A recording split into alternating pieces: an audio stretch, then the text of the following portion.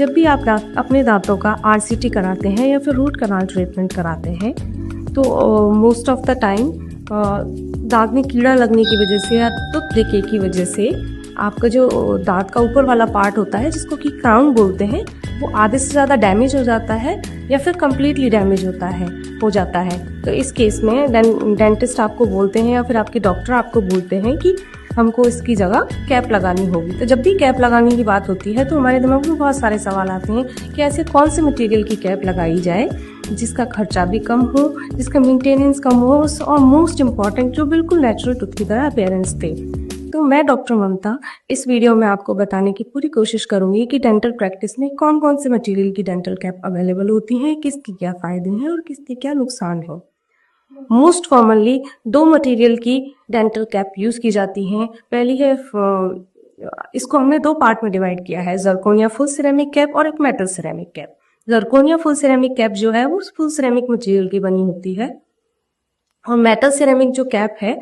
उसमें जो inner face होता है, जो इनर साइड होती है वो मेटल की बनी होती है और आउटर जो कोटिंग होती है वो सिरेमिक की होती है। तो जो जर्कोनिया फुल सिरेमिक कैप है वो फुल सिरेमिक मटेरियल की बनी होती है, इसीलिए लाइट के लिए ट्रांसल्यूसेंट होती है, इसीलिए वो बहुत ज़्यादा मतलब बिल्कुल जो अपना नेचुरल टूथ होता है उसकी अपीयरेंस देती है। और मेटल सिरेमिक जो कैप होती है, जो उसका इनर कोर होता है वो मेटल का बना होता है, इसीलिए वो लाइट के लिए कम ट्रांसल्यूसेंट होती है, या फिर आप ऐसे भी बोल सकते हैं कि वो ओपेक होती है।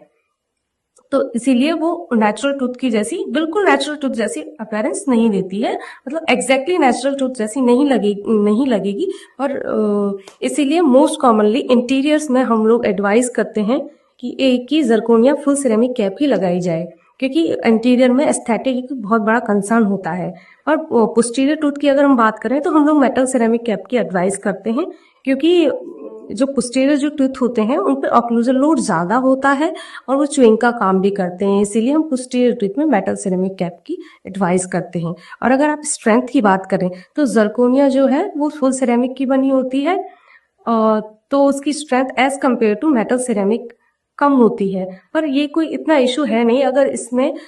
हम लोग अच्छे सिरेमिक मटेरियल का यूज़ किया जाए तो जर्कोनिया फुल सिरेमिक की स्ट्रेंथ भी मेटल सिरेमिक जितनी ही होती है, ऐसा कोई बड़ा इशू नहीं है। पर फिर भी मेटल सिरेमिक जो कैप है उनकी जो स्ट्रेंथ होती है वो ज़्यादा होती है। और अगर मेंटेनेंस की बात करें तो चाहे किसी भी तरह की मटेरियल की कैप हो, चाहे नेचुरल टूथ हो, अगर आप लोग अपनी ओरल हेल्थ का ध्यान नहीं रखेंगे, प्रॉपर क्लीनिंग नहीं करेंगे, प्रॉपर ब्रशिंग नहीं करेंगे,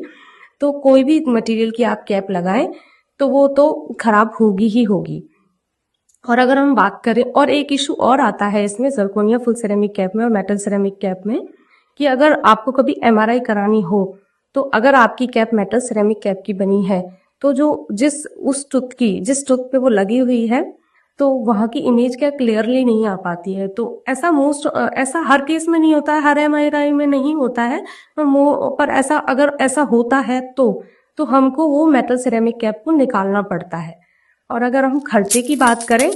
अगर हम बजट की बात करें तो जर्कोनिया फुल सिरेमिक कैप जो है वो आपको 5 से 10,000 में पड़ता है और समटाइम इसका खर्चा 10,000 प्लस भी जाता है। But metal ceramic cap as compare to zirconia full ceramic cap में कम बजट में आती है, इसका खर्चा कम आता है, ये आपको 2 से 5,000 में पड़ जाएगी।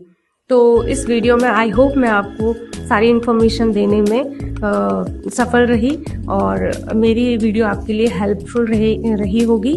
तो मेरी वीडियो को एंड तक देखने के लिए थैंक यू।